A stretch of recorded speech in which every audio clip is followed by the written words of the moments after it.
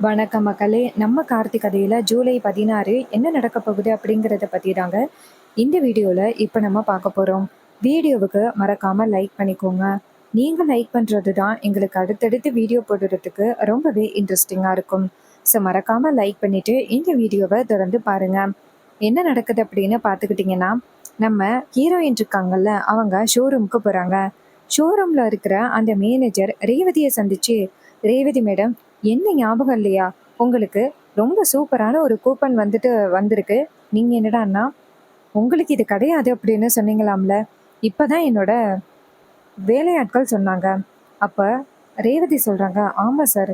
அந்த கூப்பன் வந்துட்டு எனக்கு வந்து சேர வேண்டியது கிடையாது" அப்படின்னு. இத கேட்டதும் அவரு சொல்றாரு, "இங்க பாருங்க. நீங்க தான் வந்துட்டு ஆர்டர் குடுக்க சொன்னீங்க. அதுக்கான ஃபோட்டோஸ் கூட என்கிட்ட இருக்கு" அப்படின்னு சொல்லிட்டு அவரு அந்த ஃபோட்டோவ எடுத்து காமிக்கிறாரு. அத பார்த்ததும் ரேவதிக்கு ரொம்ப அதிர்ச்சி ஆகுது. ஏன்னா, அதுல ரேவதியோட கல்யாண ஃபோட்டோ இருக்கே தவிர்த்து பக்கத்துல யாரு அப்படிங்கிறதே இல்ல. அத பார்த்ததும் ரேவதிக்கு பேரதிர்ச்சியா இருக்கு. அப்போ மேனேஜர் சொல்றாரு, "மேடம், கொஞ்ச நேரத்துக்கு முன்னாடி இந்த ஃபோட்டோ நல்லா தான் மேடம் இருந்துச்சு. திடீர்னு இப்படி ஆனுச்சுன்னு எனக்கு கொஞ்சம் கூட ஷாக்கா இருக்குங்க. யார் இந்த மாரி பண்ணியிருப்பா அப்படின்னே தெரியல. யாரோ தேவையில்லாம உள்ளார வந்து இப்படி ஒரு வேலைய பண்ணியிருக்காங்க. யாரா இருந்தாலும் கண்டிப்பா நான் சும்மா விட மாட்டேன்" அப்படின்னு சொல்லிட்டு அவரு பேசுறாரு. அப்ப ரேவதி சொல்றாங்க, "சரி பரவால்ல சார், விடுங்க சார்" அப்படின்னு. அப்ப மேனேஜர் சொல்றாரு, "மேடம், நீங்க தான் வந்துட்டு உங்க ஹஸ்பண்டுக்கு சர்ப்ரைஸ் குடுக்கணும் அப்படிங்கிறதுக்காக, கல்யாண நாள் அன்னைக்கு பைக்கு கிஃப்ட் பண்ணணும் அப்படின்னு எங்ககிட்ட வந்து ஆர்டர் குடுத்தீங்க. ஸோ அதே மாரி அதற்கான ஏற்பாடுகளையும் நாங்க பண்ணி குடுத்தோம். அதுக்கான ஃபீட்பேக் என்ன அப்படின்னு இதுவரைக்கும் நீங்க சொல்லவே இல்ல. அதோட இந்த பைக் வந்துட்டு உங்களுக்கு ரொம்ப சூப்பரான ஒரு லக்கியான பைக்கு. அதான் உங்களுக்கு ஒரு சூப்பரான ஒரு கூப்பன் கிடைக்க வச்சிருக்கு." அப்ப ரேவதி சொல்றாங்க, "சரிங்க சார். ரொம்ப தேங்க்ஸ் சார். நான் கிளம்புறேன்" அப்படின்னு சொல்லிட்டு கிளம்புறாங்க. அப்ப மேனேஜர் வந்துட்டு, "என்னடா இது? நம்ம ஷாப்ல வச்சிருந்த இந்த ஃபோட்டோவ யார் இப்படி பண்ணியிருப்பா?" அப்படின்ட்டு. ரேவதி வந்துட்டு பயங்கர குழப்பத்தோட வீட்டுக்கு கிளம்புறாங்க. "என்னோட ஃபோட்டோ மட்டும் தான் இருக்கு. அதுவும் கல்யாணம் ஆன ஃபோட்டோ. பக்கத்துல இருக்கிறவரோட ஃபோட்டோவ வந்துட்டு யாரோ தேவையில்லாம வந்துட்டு அழிச்சிருக்காங்க. அப்போ என்னோட ஹஸ்பண்ட் யாருன்னு தெரியக்கூடாது அப்படிங்கிறதுக்காக பண்ணியிருப்பாங்களோ?" அப்படின்னு ரேவதி நினைக்கிறாங்க. அப்போ ரேவதி பயங்கர குழப்பத்தோட வீட்டுக்கு போறாங்க. அதே நேரத்துல கோவில் கும்பாபிஷேகத்துக்கான ஏற்பாடுகள நம்ம ஹீரோ கவனிச்சுக்கிட்டு இருக்காரு. ரேவதி வந்துட்டு நேரா வீட்டுக்கு போறாங்க. வீட்டுக்கு போயிட்டு பயங்கர குழப்பத்தோட அவங்களோட ரூம்ல உட்கார்ந்துருக்காங்க. அப்போ இது மாரி எனக்கு கல்யாணம் ஆனது எல்லாமே உண்மை போல. ஆனா யா எல்லாரும் வந்துட்டு எனக்கு அவங்க தெரியக்கூடாது அப்படின்னு நினைக்கிறாங்க. எதுக்காக? நான் கல்யாணம் பண்ணிக்கிட்ட பையன் எனக்கு தெரியக்கூடாதுன்னு நினைக்கிறாங்க.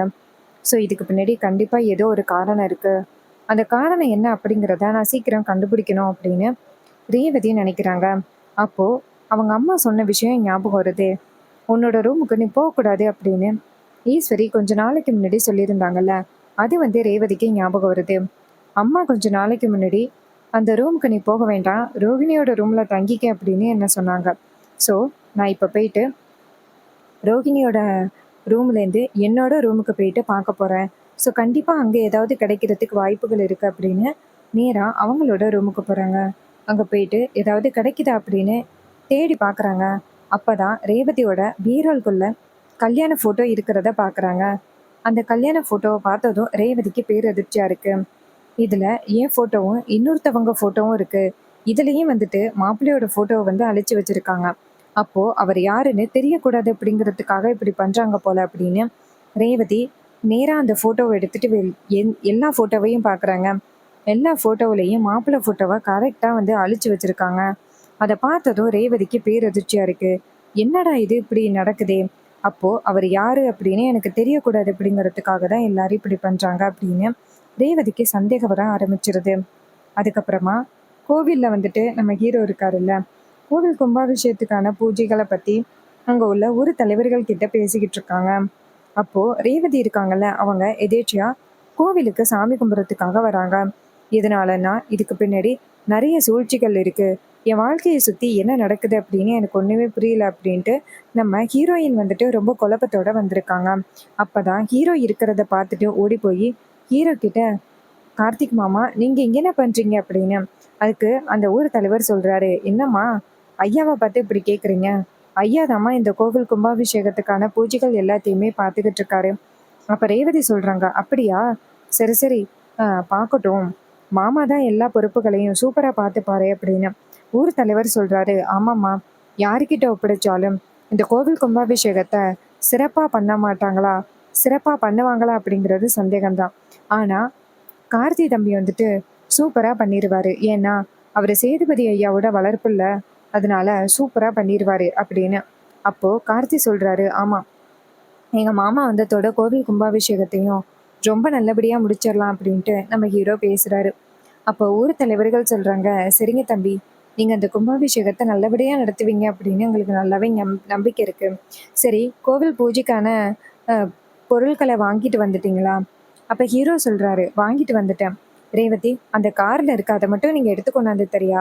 ரேவதி சொல்றாங்க, சரிங்க மாமா அப்படின்னு சொல்லிட்டு நேரா காருக்கு போறாங்க. அங்க போயிட்டு அங்க இருக்கிற பூஜைக்கான பொருட்களை எடுக்கிறாங்க.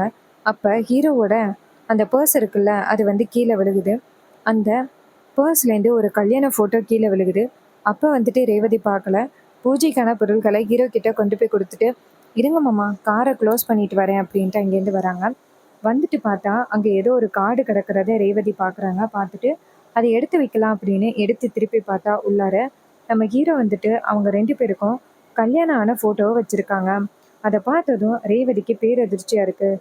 அப்போ தான் ரேவதி வந்துட்டு அந்த ஒரு ஃபோட்டோவை எடுத்து ஒழிச்சுக்கிறாங்க.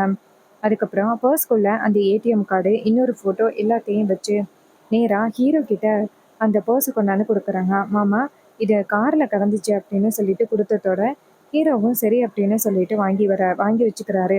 அப்புறமா ரேவதி வந்துட்டு நேராக வீட்டுக்கு போகிறாங்க. வீட்டுக்கு போயிட்டு அவங்களோட ரூமுக்கு போயிட்டு நேராக அந்த ஃபோட்டோவை பார்க்குறாங்க. ஃபோட்டோவை பார்த்ததும் இந்த ஃபோட்டோவும் ஒரே மாதிரி இருக்கு. அப்போ ரேவதி நினைக்கிறாங்க, அப்போது இவர் தான் என்னோட பக்கத்தில் இருந்திருக்காரு, இவர் தான் என்னோட ஹஸ்பண்ட் அப்படின்னு தெரியக்கூடாது அப்படிங்கிறதுக்காக யாரும் இப்படி ஒரு வேலையை பண்ணியிருக்காங்க அப்படின்னு ரேவதி யோசிக்கிறாங்க. அப்போது ஈஸ்வரி டக்குன்னு அந்த இடத்துக்கு வராங்க. ஈஸ்வரியை பார்த்ததும் ரேவதி டக்குன்னு எல்லாத்தையும் ஒழிச்சிடுறாங்க. ஈஸ்வரி அந்த இடத்துக்கு வந்துட்டு, ரேவதி, இந்த ரூமில் நீ என்ன பண்ணுற அப்படின்னு. ரேவதி சொல்கிறாங்க, இல்லைம்மா, இது என்னுடைய பழைய ரூம் இல்லை, என்னோட காலேஜில் படித்த பழைய புத்தகங்கள் இருக்கா அப்படின்னு பார்க்க வந்தேன். அதுக்கு ஈஸ்வரி சொல்கிறாங்க, இங்கே பாரு, இந்த மாதிரியெல்லாம் இனிமேல் இந்த ரூமுக்கெல்லாம் நீ வரக்கூடாது, சரியா? ரேவதி கேட்குறாங்க, ஏம்மா இந்த ரூமுக்கெல்லாம் நீங்கள் ஏன் வரக்கூடாது அப்படின்னு சொல்கிறீங்க? ஈஸ்வரி சொல்கிறாங்க, இங்கே பாரு, உங்கள் அம்மா எது சொன்னாலும் நல்லதுக்கு தான் சொல்லுவா, உன் அம்மா பேச்சை நீ கேட்க மாட்டியா? ரேவதி சொல்கிறாங்க, சரிம்மா, சரி சரி, நான் எதுவும் சொல்லலம்மா அப்படின்னு சொல்லிட்டு நேராக அந்த ஃபோட்டோஸ் எல்லாத்தையுமே ஒழிச்சு வச்சுட்டு அங்கேருந்து வெளியில் வராங்க. அப்போது ஈஸ்வரி நினைக்கிறாங்க, ரேவதி இங்கே எதையாவது தேடி வந்திருப்பாளோ, அவளுக்கு கொஞ்சம் கொஞ்சமாக சந்தேகம் வர ஆரம்பிச்சிருச்சு. அவளுக்கு முழுசாக சந்தேகம் வர்றதுக்குள்ள அவளை யாருக்காவது பிடிச்சி கல்யாணம் பண்ணி வைக்கணும் அப்படின்னு ஈஸ்வரி நினைக்கிறாங்க. அப்போது ஈஸ்வரி என்ன பண்ணுறாங்கன்னா, நேராக வந்துட்டு ரேவதியை பார்த்து, ரேவதி ஒரு நிமிஷம் நில்லு அப்படின்னு. ரேவதி கேட்குறாங்க, சொல்லுங்கம்மா, ஏதாவது முக்கியமான விஷயமா அப்படின்னு. ஈஸ்வரி சொல்கிறாங்க, இங்கே பாரு ரேவதி, உனக்கு ஏதாவது அம்மா மேலே சந்தேகம் இருக்காம்மா? ரேவதி நினைக்கிறாங்க, அம்மா கிட்ட நம்ம இந்த சந்தேகமான விஷயத்தை பற்றி சொன்னால் கண்டிப்பாக வந்துட்டு அம்மா வந்து என்னை தடுப்பாங்க, என்னை வந்துட்டு உண்மையை கண்டுபிடிக்க விட மாட்டாங்க. ஸோ இப்போதைக்கு அம்மா கிட்ட உண்மையை சொல்லாமல் இருக்கிறது நல்லது அப்படின்ட்டு ஈஸ்வரியை பார்த்து, இல்லைம்மா, உண்மையாகவே எனக்கு படிக்கிறதுக்கான புக்ஸ் இருந்துச்சுல்ல, அதை பார்க்குறதுக்காக தாம்மா போகிறேன், மற்றபடி எதுவும் இல்லை. ஈஸ்வரி சொல்கிறாங்க, சரி ரேவதி, உனக்கு என்ன சந்தேகம் இருந்தாலும் உங்கள் அம்மா கிட்ட நீ தாராளமாக கேட்கலாம், சரியா? ரேவதி சொல்கிறாங்க, சரிம்மா, உங்ககிட்ட கேட்காம நான் வேறு யார்கிட்ட கேட்க போகிறேன், ஒரு ப்ராப்ளமும் இல்லைம்மா அப்படின்னு சொன்னதும் ஈஸ்வரியும் சரி அப்படின்னு சொல்லிட்டு அந்த இடத்துலேருந்து போக, ரேவதி வந்துட்டு பயங்கர குழப்பத்தோட அவங்களோட ரூமுக்கு போகிறாங்க. போயிட்டு அப்போது இவங்க எல்லாரும் சேர்ந்து எனக்கு நடந்த கல்யாணத்தை பற்றி மறைக்கிறாங்க, எவ்வளோ தைரியம் இருந்தால் இவங்க எல்லாரும் மறைப்பாங்க, அப்படி கார்த்தி மாமா மேலே இவங்க எல்லாருக்கும் ஏன் இந்த கோவம், வீட்டில் உள்ள எல்லாருமே சேர்ந்து என்கிட்ட போய் சொல்லியிருக்காங்க அப்படின்னு ரேவதி பயங்கரமாக கோவப்படுறாங்க. அப்போது ரேவதி வந்துட்டு நினைக்கிறாங்க, மாமா, உங்களுக்கு எனக்கும் கல்யாணம் ஆகிட்டு அப்படின்னு தெரிஞ்சும் நீங்கள் எதுக்காக என்னை விட்டு பிரிஞ்சிங்க, அதுக்கு என்ன காரணம் அப்படின்னு எனக்கு இப்போவே தெரியணும் மாமா, உங்ககிட்ட இப்போவே நான் கேட்கணும் போல இருக்கு மாமா அப்படின்னு ரேவதி மனசுக்குள்ளே யோசிக்கிறாங்க. அப்போது நம்ம ஹீரோ என்ன பண்ணுறாருன்னா, கோவிலில் வந்துட்டு பூஜைகளை முடிச்சுட்டு அவரோட பர்ஸை எடுத்து பார்க்குறாரு. அதில் அவருடைய கல்யாண ஃபோட்டோ மிஸ் ஆகிருக்கிறத பார்த்துட்டு ஹீரோ வந்துட்டு ஷாக் ஆகுறாரு. இதில் வச்சுருந்த என்னுடைய கல்யாண ஃபோட்டோ எங்கே அப்படின்ட்டு ஹீரோ கல்யாண ஃபோட்டோவை பார்க்குறாரு. அதே நேரத்தில் ஹீரோ வந்து நினைக்கிறாரு ரேவதி தான் வந்துட்டு கடைசியா நம்மளோட பர்ஸ் எடுத்தா. ஒருவேளை அவ தான் வந்துட்டு எதுவும் பார்த்திருப்பாளோ, அப்படி பார்த்திருந்தா நம்ம கிட்ட கேள்வி கேட்டிருப்பாளே, அப்படி கேள்வி கேட்காம இருக்கிற ஆளு அவ கிடையாதே அப்படின்னு ஹீரோ நினைக்கிறாரு. அப்பதான் நம்ம ஊர் தலைவர்கள் அந்த இடத்துக்கு வராங்க. வந்துட்டு நேரா ஹீரோவ பார்த்தது, "தம்பி இது மாரி கோவில் கும்பாபிஷேகத்த எப்பப்பா நடத்த போறீங்க? உங்க மாமா வந்துட்டு கோவில் கும்பாபிஷேகத்துக்கு வருவாரா? அவரு வருவாரா?" அப்படின்னு இங்க எல்லாருக்குமே ரொம்ப சந்தேகமா இருக்கு. எப்ப வந்துட்டு கோவில் கும்பாபிஷேகம் நடக்கப் போகுது அப்படின்னு கேட்குறாங்க. அதுக்கு ஹீரோ சொல்றாரு, "இங்க பாருங்க, என் மேல நம்பிக்கை வைங்க. கோவில் கும்பாபிஷேகத்த எந்தவித பிரச்சனையும் இல்லாம மாமாவ வர வச்சு நடத்தி வைக்க வேண்டியது என்னோட பொறுப்பு. ஸோ நீங்க எல்லாரும் என் மேல எந்த விதத்திலயும் டவுட் படாம நம்பிக்கை வைங்க" அப்படின்னு சொல்ல, அவரும் சரி அப்படின்னு சொல்றாரு. அதே நேரத்துல சிவனாண்டி அந்த இடத்துக்கு வராரு. வந்துட்டு, "என்ன கோவில் கும்பாபிஷேகத்துக்கான ஏற்பாடுகள் நடந்துகிட்டு இருக்கு போல" அப்படின்னு. அதுக்கு நம்ம ஊர் தலைவர் சொல்றாங்க, "ஏய் சிவனாண்டி, இப்ப எதுக்கு நீ தேவையில்லாம வந்துட்டு உள்ளார வர? கோவில் கும்பாபிஷேகத்தோட பொறுப்புகள நம்ம கார்த்தி தம்பி ரொம்ப நல்லபடியா பார்த்துப்பாரு. எந்தவித பிரச்சனையும் இல்லாம. உன்னை மட்டும் நாங்க நடுவுல விட்டோம் அப்படின்னு வச்சுக்கயேன், கோவில் பூஜையில உள்ள எல்லா நகைகளையும் நீ திருடிட்டு போயிருவ. அதுக்கப்புறம் எந்த அம்மனுக்கு நாங்க நகைய போட்டு நல்லா பூஜை பண்ணுவோம்? உன்னை மட்டும் நடுவுல விட்டோம். அப்புறம் கோவிலுக்கு வர பணத்தையும் எடுத்துப்ப. கோவிலுக்கு வர நகைகளையும் எடுத்துப்ப. ஸோ எந்த விதத்திலயும் உனக்கு வந்துட்டு நாங்க அனுமதி கொடுக்க மாட்டோம்" அப்படின்னு பேசுறாங்க. இத கேட்டதும் ரொம்பவே அதிர்ச்சி ஆகுறாங்க சிவனாண்டி. சிவனாண்டி சொல்றாரு, "இங்க பாருங்க, நீங்க எல்லாரும் நல்லபடியா இந்த கோவில் பூஜைய நடத்தணும் அப்படின்னு நாங்க நினைக்கிறோம். நீங்க என்னடான்னா இப்படி நினைக்கிறீங்க" அப்படின்னு சொல்லிட்டு பேசுறாங்க. அப்போ நம்ம ஹீரோ சொல்றாரு, "இங்க பாரு, நீ எப்படிப்பட்டவன்? இந்த கோவில் பூஜை உன்னைய வந்துட்டு பொறுப்புல விட்டா என்ன நடக்கும் அப்படிங்கிறது எங்களுக்கு நல்லாவே தெரியும். போதும் நிப்பாட்டு" அப்படின்னு சொன்னதும் அவரு ரொம்பவே ஷாக் ஆகுறாரு.